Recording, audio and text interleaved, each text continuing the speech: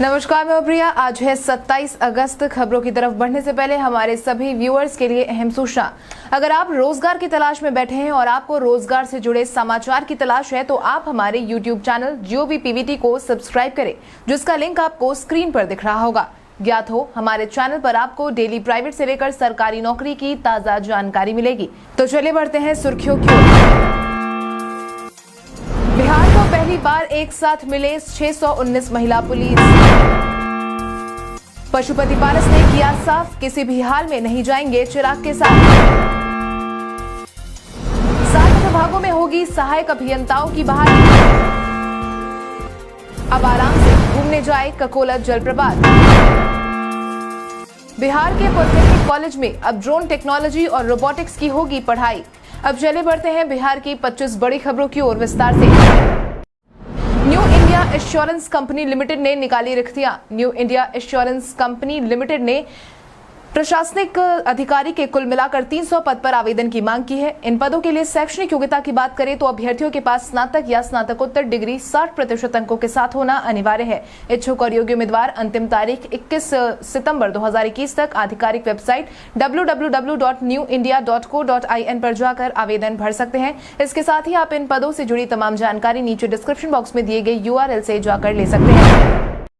बिहार को पहली बार एक साथ मिले 619 महिला पुलिस। राजगीर पुलिस एकेडमी में बीते दिन बिहार को पहली बार एक साथ 619 महिला पुलिस मिली है। इतना ही नहीं, बीते दिन बिहार को कुल मिलाकर 1586 दरोगा मिले हैं। सबसे खास बात यह है कि करीब 27 सालों के बाद यहां पासिंग आउट परेड की सलामी मुख्यमंत्री नीतीश कुमार ने खुद ली। इस दौरान उन्होंने पासिंग आउट परेड का निरीक्षण किया। इससे पहले 1994 में तत्कालीन मुख्यमंत्री लालू प्रसाद यादव ने पटना के गांधी मैदान में सब इंस्पेक्टर के पासिंग आउट परेड की सलामी ली थी। हालांकि उस वक्त केवल 53 महिला अधिकारी ही थी। आपकी जानकारी के लिए आपको बता दें, परेड ग्राउंड में प्रशिक्षु होकर सब इंस्पेक्टर दाखिल होंगे, लेकिन परेड के बाद जब वो फोर्ट वॉल के बाहर निकलेंगे तो कंप्लीट पदाधिकारी होंगे। NNMU दरभंगा में गेस्ट फैकल्टी की भर्ती। ललित नारायण मिथिला यूनिवर्सिटी कामेश्वर नगर दरभंगा बिहार ने 21 अलग अलग सब्जेक्ट में गेस्ट फैकल्टी के कुल 602 पद पर भर्ती के लिए आवेदन की मांग की है। इन पदों के लिए विषय के अनुरूप योग्यता रखने वाले अभ्यर्थी ऑफिशियल वेबसाइट www.lnmu.ac.in के माध्यम से आवेदन भर सकते हैं, जो कि बीते दिन से शुरू हो चुके हैं, जो कि 16 सितंबर तक जारी रहेगा, जिसके बाद 24 सितंबर 2021 तक आधिकारिक पते पर प्राप्त हो जाने चाहिए। इन पदों के लिए शैक्षणिक योग्यता की बात करें तो किसी मान्यता प्राप्त यूनिवर्सिटी या इंस्टीट्यूट से कंसर्न रेलेवेंट अलाइंड सब्जेक्ट में न्यूनतम 55% अंकों के साथ मास्टर्स डिग्री और नेशनल एलिजिबिलिटी टेस्ट या UGC CSIR या UGC मानकों के अनुरूप PhD होना अनिवार्य है। अब आइए जानते हैं कैसा रहेगा आज के मौसम का हाल। IMD पटना के द्वारा मिली जानकारी के अनुसार उत्तर पश्चिमी बिहार के जिले पूर्वी और पश्चिमी चंपारण, सिवान, सारण और गोपालगंज में आज कुछ स्थानों पर बारिश होने की संभावना है। वहीं उत्तर मध्य बिहार के जिले सीतामढ़ी, मधुबनी, मुजफ्फरपुर, दरभंगा, वैशाली, शिवहर और समस्तीपुर में अधिकतर जगहों पर बारिश होने का अनुमान है। उत्तर पूर्व बिहार के जिले सुपौल, अररिया, किशनगंज, मधेपुरा, सहरसा और पूर्णिया में भी आज अधिकतर जगहों पर बारिश होने का अनुमान है। वहीं दक्षिण पश्चिम बिहार के जिले बक्सर, भोजपुर, रोहतास, भभुआ, औरंगाबाद, जहानाबाद और अरवल के कुछ ही स्थानों पर बारिश की संभावना है। दक्षिण मध्य बिहार के जिले पटना, गया, नालंदा, शेखपुरा, नवादा, बेगूसराय और लखीसराय के कुछ ही जगहों पर हल्की बारिश की संभावना है। वहीं दक्षिण पूर्व बिहार के जिले कटिहार, भागलपुर, बांका, जमुई, मुंगेर और खगड़िया के कुछ स्थानों पर बारिश को लेकर अनुमान जताया गया है। 7 विभागों में होगी सहायक अभियंताओं की बहाली। 7 विभागों में जल्द ही सहायक अभियंताओं की बहाली होने वाली है। इस बाबत 1241 उम्मीदवारों की सूची BPSC ने पथ निर्माण विभाग को सौंप दी है, जिसके बाद अब पथ निर्माण विभाग ने यह निर्णय लिया है कि उम्मीदवारों को विभागों का आवंटन मेरिट कम चॉइस के सिद्धांत पर किया जाएगा। इसको लेकर जल्द ही सफल अभ्यर्थियों से ऑनलाइन चॉइस मांगा जाएगा। इसको लेकर विभाग जल्द ही वेबसाइट की लिंक भी जारी करने वाला है। इस बाबत पथ निर्माण विभाग के अपर मुख्य सचिव अमृतलाल मीना ने कहा है कि सभी 7 विभागों में सहायक अभियंता की नियुक्ति होनी है। बिहार लोक सेवा आयोग के अंतर्गत सहायक अभियंता के पद पर नियुक्ति के लिए 1241 उम्मीदवार की सूची पथ निर्माण विभाग को प्राप्त हो गई है। हमारी पहचान में हम बात करेंगे गीताश्री की।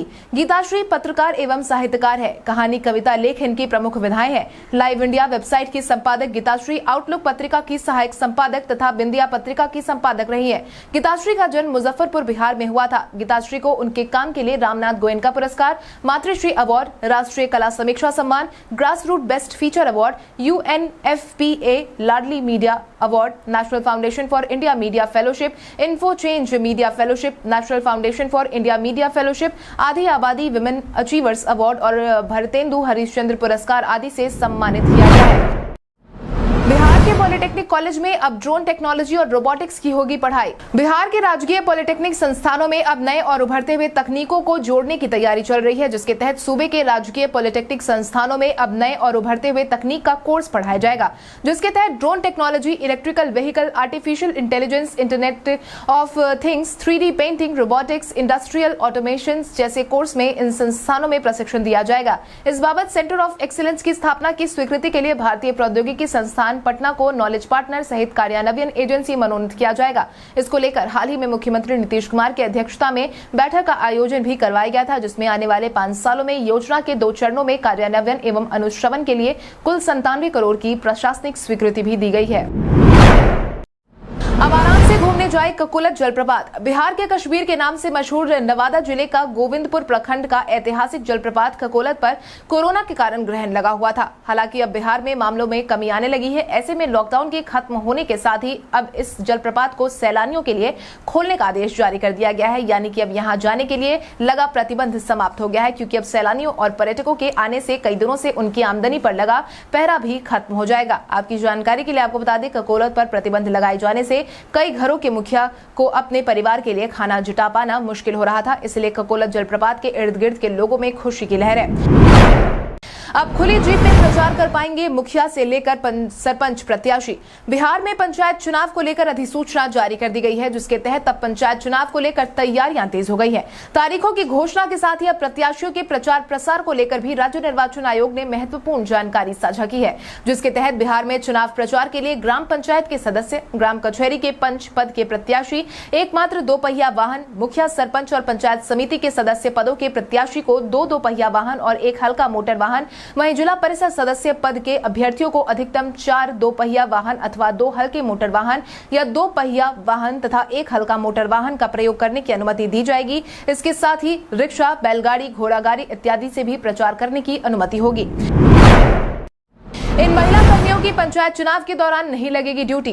बिहार में पंचायत चुनाव को लेकर तैयारियां तेज हो गई हैं। तारीखों की घोषणा के साथ ही अब महिला प्रत्याशियों के चुनाव के दौरान लगाई जाने वाली ड्यूटी को लेकर महत्वपूर्ण जानकारी साझा की है, जिसके तहत पंचायत चुनाव में 55 वर्ष से अधिक उम्र की महिला कर्मियों को चुनाव ड्यूटी से अलग रखा जाएगा। इसके लिए डीएम ने स्पष्ट आदेश जारी किया है। राज्य निर्वाचन आयोग के निर्देश के आलोक में अधिक उम्र की महिला कर्मियों की क्षमता को देखते हुए ऐसा निर्णय लिया गया है। जल्द ही इसके लिए NIC से डेटाबेस तैयार किया जा रहा है। एक मतदान कर्मी को 3 से अधिक मतदान प्रक्रिया में ड्यूटी नहीं लगाई जाएगी। बिहार के हर जिले में शुरू होगी PG की पढ़ाई। शिक्षा विभाग ने बीते दिन महाविद्यालयों में होने वाले PG की पढ़ाई को लेकर महत्वपूर्ण फैसला लिया है, जिसके तहत शिक्षा विभाग की तरफ से शिक्षा मंत्री विजय कुमार चौधरी ने साफ कर दिया है कि उन महाविद्यालयों में PG की पढ़ाई शुरू करने की अनुशंसा यदि विश्वविद्यालय के द्वारा दी जाती है, तब सरकार इसे प्राथमिकता से लेगी और PG की पढ़ाई प्रारंभ करने की अनुमति प्रदान करेगी। इसके साथ ही उन्होंने कहा है कि मुख्यमंत्री नीतीश कुमार द्वारा लिए गए फैसलों के मुताबिक हर पंचायतों में एक +2 विद्यालय खुल रहा है, वहीं हर अनुमंडल में एक डिग्री कॉलेज की स्थापना हो रही है। ऐसे में हर जिले में कम से कम एक महाविद्यालय में PG की पढ़ाई तो होगी ही होगी। चिनूक हेलीकॉप्टर को दुरुस्त करने बक्सर पहुंचे इंजीनियर। बक्सर में बुधवार की देर शाम आपात स्थिति में वायुसेना का हेलीकॉप्टर चिनूक को तकनीकी समस्या के कारण उतारा गया, जिसके बाद देर रात से समस्या को दूर करने के लिए इंजीनियर जुटे हुए हैं। इस दौरान वहां पर आर्मी की एक गाड़ी भी पहुंची। चिनूक को दुरुस्त करने के लिए बीती शाम इंजीनियर बक्सर पहुंच गए हैं। बताया जा रहा है कि कीचड़ और पानी होने के कारण हेलीकॉप्टर को टेक ऑफ होने में समय लग सकता है। हेलीकॉप्टर का पहिया जमीन में धंस गया है। इस बीच यह हेलीकॉप्टर लोगों के बीच कौतूहल का विषय बना हुआ है। स्थिति ऐसी है कि वहां रास्ते पर जाम की स्थिति हो गई है। लोगों को पहली बार नजदीक से इस तरह का हेलीकॉप्टर देखने का मौका मिला है। मालूम हो कि बक्सर के धनसोई थाना क्षेत्र के मानिकपुर गांव में बुधवार की शाम अचानक हेलीकॉप्टर को उतारा गया था। इमरजेंसी से पहले विशालकाय हेलीकॉप्टर को काफी नीचे चक्कर काटते देखकर लोगों में अफरा तफरी मच गई थी। बिहार में जल्द जल्द ही बदलेगी रेशम उद्योग की किस्मत। बिहार में रेशम और वस्त्र संस्थानों की किस्मत बहुत जल्द ही बदलने वाली है। इसको लेकर बिहार सरकार जल्द ही टेक्सटाइल से जुड़े क्षेत्र में बीटेक के 3 नए कोर्सेज को शुरू करने वाली है। इसको लेकर केंद्र सरकार के सहयोग की कोशिश शुरू हो गई है और इस संबंध में बिहार के उद्योग मंत्री शाहनवाज हुसैन ने केंद्रीय शिक्षा मंत्री धर्मेंद्र प्रधान से मुलाकात भी की है। इसको लेकर हाल ही में एक प्रस्ताव पेश किया गया था, जिसके तहत बिहार में भागलपुर के नाथनगर स्थित रेशम और वस्त्र प्रक्षेत्र का एकमात्र उच्च स्तरीय तकनीक संस्थान बिहार रेशम एवं वस्त्र में सिल्क टेक्नोलॉजी, टेक्सटाइल टेक्नोलॉजी और टेक्सटाइल केमिस्ट्री में 4 वर्षीय बीटेक कोर्सेज एनआईटी पटना के टेक्सटाइल संकाय के रूप में विकसित करने को लेकर प्रस्ताव पेश किया गया है। ई श्रम पोर्टल की हुई शुरुआत। केंद्रीय सरकार की तरफ से पूरे देश में बीते दिन ई श्रम पोर्टल की शुरुआत कर दी गई है, जिसकी शुरुआत केंद्रीय श्रम संसाधन मंत्री भूपेंद्र यादव ने की, जिसमें बिहार के श्रम संसाधन मंत्री जीवेश कुमार वर्चुअल माध्यम से जुड़े थे।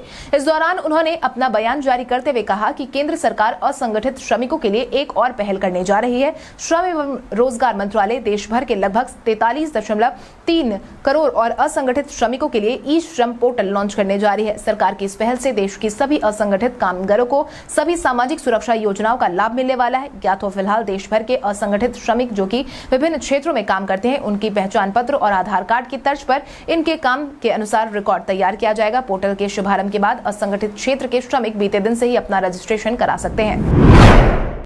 सरकार ने बाहर रहने वालों को जमीन का सर्वे करवाने की कही बात। राजस्व एवं भूमि सुधार विभाग मंत्री रामसूरत राय, अपर मुख्य सचिव विवेक कुमार सिंह ने वार्षिक प्रतिवेदन का लोकार्पण बीते दिन किया। इस दौरान भू अभिलेख एवं परिमाप निदेशालय के द्वारा वार्षिक प्रतिवेदन प्रस्तुत किया गया। इस दौरान मंत्री रामसूरत राय ने भू अभिलेख एवं परिमाप निदेशालय काफी बेहतर काम कर रहा है, इस बात की जानकारी दी। उन्होंने कहा कि फिलहाल 20 जिलों में विशेष सर्वे का काम चल रहा है। सर्वे के काम में अच्छी खासी प्रगति देखने को मिल रही है। इस दौरान मंत्री ने लोगों से आह्वान किया है कि जिन जिलों में जमीन के सर्वे का काम चल रहा है और जहां खतियान का वितरण होने वाला है, वहां के लोग अपनी जमीन का फिजिकल वेरिफिकेशन करवा ले। जो लोग बाहर रहते हैं वो अपने घर आकर वेरिफिकेशन करें, अन्यथा सिविल कोर्ट जाना पड़ सकता है। उन्होंने कहा है कि विशेष सर्वे में नई पीढ़ी को काफी फायदा मिलेगा।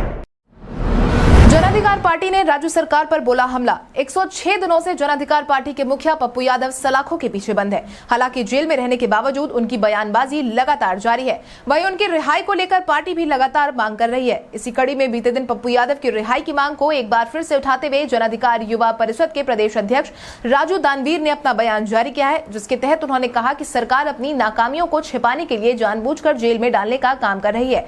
बिहार के जिले बाढ़ से प्रभावित है, लेकिन बिहार की सरकार और विपक्ष इन मुद्दों को लेकर कुछ भी नहीं कर रही है। कोरोना काल में जान गंवाने वाले लोगों के आश्रितों को मुआवजे की राशि नहीं दी गई। सरकार अपनी नाकामियों को छिपाने की कोशिश कर रही है। यही कारण है कि सरकार फिलहाल अपनी नाकामियों को छिपाने के लिए ही पप्पू यादव को जेल में बंद करके रख रही है। यह राजनीतिक साजिश है। जातिगत जनगणना का विरोध करने वालों पर जीतन राम मांझी ने साधा निशाना। इन दिनों बिहार में जातिगत जनगणना की मांग खूब सुनने को मिल रही है, जिसके तहत कुछ दल इसके पक्ष में हैं तो कुछ दल इसका खूब विरोध कर रहे हैं। इसी बीच अब जातिगत जनगणना को लेकर बीते दिन बिहार के पूर्व मुख्यमंत्री जीतन राम मांझी ने इस मुद्दे पर विरोध करने वालों को आड़े हाथों लिया है, जिसके तहत उन्होंने साफ कहा कि जो आज जातिगत जनगणना का विरोध कर रहे हैं वो असल मायने में संविधान और बाबा अम्बेडकर के विरोधी है। उन्होंने कहा कि संविधान में सामाजिक और आर्थिक तौर पर पिछड़ों के लिए आरक्षण का प्राविधान है, न कि आर्थिक तौर पर पिछड़ों के लिए। मांझी ने कटाक्ष करते हुए लिखा कि नाम में टाइटल लगाकर अपनी जाति बताने वाले आपको जातिगत जनगणना से डर क्यों है। पशुपति पारस ने किया साफ, किसी भी हाल में नहीं जाएंगे चिराग के साथ।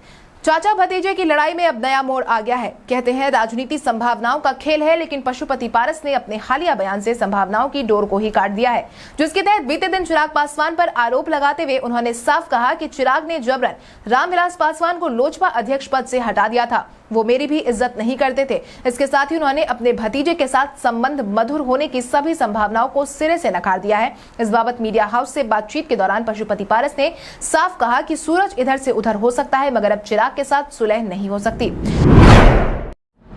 ज्योतिरादित्य सिंधिया ने लिखा मुख्यमंत्री नीतीश कुमार को पत्र। बिहार में जहां पुराने एयरपोर्ट का विस्तारीकरण होना है, वहीं नए एयरपोर्ट खोले जाने को लेकर कवायद तेज हो गई है। केंद्रीय नागरिक उड्डयन मंत्री ज्योतिरादित्य सिंधिया ने सीएम नीतीश कुमार से पत्र लिखकर जमीन उपलब्ध कराने की मांग की है। इसके तहत पटना और दरभंगा एयरपोर्ट का जहां विस्तारीकरण होना है, वहीं रक्सौल, मुजफ्फरपुर और पूर्णिया में नए एयरपोर्ट खोले जाने के लिए राज्य सरकार से सहयोग मांगी गई है। ज्योतिरादित्य सिंधिया ने बिहार के सीएम को पत्र लिख उनसे हवाई अड्डे के लिए भूमि आवंटन जैसे मामलों में निजी हस्तक्षेप का अनुरोध किया है, ताकि उनके विकास के कार्य में तेजी लाई जा सके। बता दें कि पटना और दरभंगा एयरपोर्ट का विस्तार किया जाना है, जबकि बाकी जगहों पर नई सेवाएं शुरू की जानी है। भारत के इतिहास में आज की तारीख कई कारणों से है दर्ज। अमृतसर के स्वर्ण मंदिर में आदि गुरु ग्रंथ साहिब की प्रतिस्थापना 1604 में आज के दिन हुई थी। भारत के पहले मजदूर संगठन के रूप में श्रमजीवी संघ की स्थापना 1870 में आज के दिन हुई थी। भारतीय सशस्त्र सेना की प्रथम महिला जनरल मेजर जनरल जी अली राम मिलिट्री नर्सिंग सेवा की निदेशक 1976 को नियुक्त हुई थी। सोनाली बैनर्जी 1999 में भारत की प्रथम महिला मेरीन इंजीनियर बनी। सर्वोच्च न्यायालय के सेवानिवृत्त न्यायाधीश ए.के. माथुर को 2008 में सशस्त्र बल ट्रिब्यूनल का पहला अध्यक्ष बनाया गया था। झारखंड मुक्ति मोर्चा के प्रमुख शिबू सोरेन ने 2008 में झारखंड के छठे मुख्यमंत्री के रूप में शपथ ग्रहण की। बहुजन समाज पार्टी की अध्यक्ष सुश्री मायावती को 2009 में पुनः अध्यक्ष पद पर तीसरी बार चुना गया था। उल्लेखनीय है कि दल के संस्थापक काशीराम के उपरांत वो लगातार इस पद पर बनी हुई हैं। भारतीय प्रोफेशनल रेसलर और लिफ्टर दिलीप सिंह राणा उर्फ ग्रेट खली का जन्म 1972 में आज ही के दिन हुआ था। इंग्लैंड के बदतमीज दर्शकों ने मोहम्मद सिराज पर फेंकी गेंद। बीते मुकाबले की तरह इस मुकाबले में भी इंग्लैंड के बिगड़ैल दर्शकों की बदतमीजी देखने को मिली है, जिसके तहत भारत बनाम इंग्लैंड के बीच खेले जा रहे तीसरे टेस्ट मैच में तेज गेंदबाज मोहम्मद सिराज को एक बार फिर से दर्शकों ने निशाना बनाया। ऋषभ पंत ने पहले दिन का खेल समाप्त होने के बाद मीडिया से बातचीत में इस बारे में खुलासा किया। उन्होंने बताया कि सिराज बाउंड्री के पास फील्डिंग कर रहे थे, तब यह घटना हुई। टीवी कैमरे ने भी दिखाया कि कोहली इस बात से काफी गुस्सा हुए थे। इस बाबत पंत ने कहा कि मुझे लगता है कि किसी ने सिराज पर गेंद फेंकी, इसलिए कोहली नाराज थे। आप जो चाहे वो कह सकते हैं, लेकिन फील्डर्स पर सामान मत फेंकिए। मेरे हिसाब से यह क्रिकेट के लिए ठीक नहीं है। तेजस्वी यादव ने केंद्र सरकार पर साधा निशाना। संपत्ति बेचने के मुद्दे पर इन दिनों नेता प्रतिपक्ष तेजस्वी यादव लगातार केंद्र सरकार का घेराव कर रहे हैं। इसी कड़ी में बीते दिन एक बार फिर से उन्होंने केंद्र की नीतियों पर सवाल उठाया है, साथ ही कई आरोप भी लगाए, जिसके तहत उन्होंने कहा कि केंद्र सरकार खरबों की राष्ट्रीय संपत्ति निजी कंपनियों को क्यों बेच रही है। अगर केंद्र सरकार राष्ट्र की संपत्ति में इजाफा नहीं कर सकती तो दशकों की मेहनत से बनाई गई परिसंपत्तियों को औने पौने दाम पर बेचकर राष्ट्र का नुकसान क्यों कर रही है। यह पूरी तरीके से गरीबों, कमजोर वर्गों और देश के हितों के खिलाफ है। इसके साथ ही उन्होंने ये भी कहा है कि केंद्रीय सरकार की निजीकरण द्वारा सरकारी नौकरियों को समाप्त करने और सरकारी नौकरियों और सार्वजनिक उपक्रम में वंचित वर्गों के आरक्षण को खत्म करने की एक दीर्घकालिक भयावह योजना है। बिहार में डेल्टा प्लस वेरिएंट वाले राज्यों में आने वालों का होगा टेस्ट। देश के कई राज्यों में कोरोना के मामलों में वृद्धि देखने को मिल रही है। हालांकि अभी यह मामले बिहार में बेहद ही कम है, लेकिन बिहार सरकार अभी से ही सतर्कता के साथ काम कर रही है, क्योंकि जहां 1 अंक में मामले की पुष्टि अब तक बिहार में हो रही थी, वहीं 2 अंकों में मामले अब सामने आने लगे हैं। यही कारण है कि अब बिहार सरकार ने नया दिशा निर्देश जारी किया है, जिसके तहत राज्य सरकार के दिशा निर्देश के अनुसार अब बिहार में वैसे राज्यों से आने वाले यात्रियों की जांच होगी जहां डेल्टा वेरिएंट के मामले सामने आए हैं। इस बाबत गृह विभाग के अपर मुख्य सचिव चैतन्य प्रसाद ने बताया कि इसके लिए स्वास्थ्य विभाग की तरफ से राज्यों की सीमाओं, रेलवे स्टेशन और हवाई अड्डों पर रैपिड एंटीजन जांच कराई जाएगी। जिनके पास 72 घंटे पहले की RT-PCR नेगेटिव जांच रिपोर्ट होगी, उन्हें जांच से मुक्त रखा जाएगा। क्रेडिट कार्ड बंद करने के लिए इन 5 बातों का रखें खास ख्याल। क्रेडिट कार्ड यूजर के लिए दिन प्रतिदिन के खर्चों को मैनेज करने के लिए महत्वपूर्ण साधनों में से एक माना जाता है। ऐसे में अगर आप भी कभी अपने क्रेडिट कार्ड को बंद करना चाहते हैं तो आपको कुछ बातों का खास ध्यान रखने की जरूरत है, जिसके तहत क्रेडिट कार्ड बंद करने से पहले सभी बकाया का भुगतान करना बेहद जरूरी है, क्योंकि इन पर ब्याज लगता है। लेकिन अगर आपने अपना बकाया चुकाने में देरी की है तो आप पर जुर्माना भी लगाया जाएगा। इस बात का भी ध्यान रखें कि कार्ड पर कोई भी स्थायी निर्देश ना हो। क्रेडिट कार्ड बंद करते समय कार्ड की एज पर भी विचार करना जरूरी होता है। इसके साथ ही अगर आप आने वाले कुछ वक्त में लोन लेने की योजना बना रहे हैं तो कार्ड बंद करने से बचना चाहिए। इसके अलावा अपने क्रेडिट कार्ड को बंद करने से पहले कार्ड पर मौजूद ऑफर्स का इस्तेमाल भी जरूर कर लें। अब आइए जानते हैं सराफा बाजार और पेट्रोल डीजल के क्या थे भाव। अगर हम सराफा बाजार की बात करें तो सोने का भाव 26 अगस्त को 22 कैरेट के लिए प्रति 10 ग्राम 45,490 रुपए था। वहीं 24 कैरेट के लिए प्रति 10 ग्राम 48,710 रुपए था। इसके साथ ही अगर हम चांदी की बात करें तो चांदी का भाव प्रति किलो 63,200 रुपए था। इसके साथ ही राजधानी पटना में पेट्रोल की कीमत 104.87 रुपए प्रति लीटर और डीजल 95.57 रुपए प्रति लीटर था। कल हमारे द्वारा पूछे गए सवाल का जवाब आप में से बहुत सारे यूजर ने हमें कॉमेंट करके दिया था, उसके लिए आपका बहुत बहुत धन्यवाद। आप में से जिन यूजर का कमेंट हमें अच्छा लगा है उनके नाम है अर्चना चौधरी, राहुल राज, संजय कुमार, नुन्नू कुमार, राजेंद्र राम, रवि सिंह, शंकर मुखिया, राजेश वर्मा, राजेश कुमार, दिलीप कुमार, हृदेश कुमार, आर्यन कुमार, शिखा कुमारी, गौतम कुमार, सुषमा कुमारी, अभिमन्यु यादव, सुषमा सिंह, अनुज राजवंशी, नीतीश प्रजापति। इसके अलावा हमारी टीम को और भी लोगों के जवाब अच्छे लगे हैं, मगर समय के अभाव के कारण हम उनका नाम नहीं ले पाए, लेकिन आप हमारे सवालों का जवाब देते रहे। हम कल आपका नाम लेने की पूरी कोशिश करेंगे। तो चलिए बढ़ते हैं आज के सवाल की ओर। आज का सवाल कुछ इस प्रकार है, आपके अनुसार भारत बनाम इंग्लैंड के तीसरे टेस्ट टेस्ट मैच की मौजूदा स्थिति को देखते हुए किस टीम का परराज ज्यादा भारी है? अपने जवाब में कमेंट करके जरूर बताएं। इसके साथ ही आज के लिए बस इतना ही। बिहार की बड़ी खबरों से अपडेटेड रहने के लिए हमारे YouTube चैनल को सब्सक्राइब करें और बेल आइकन दबाना ना भूलें। धन्यवाद।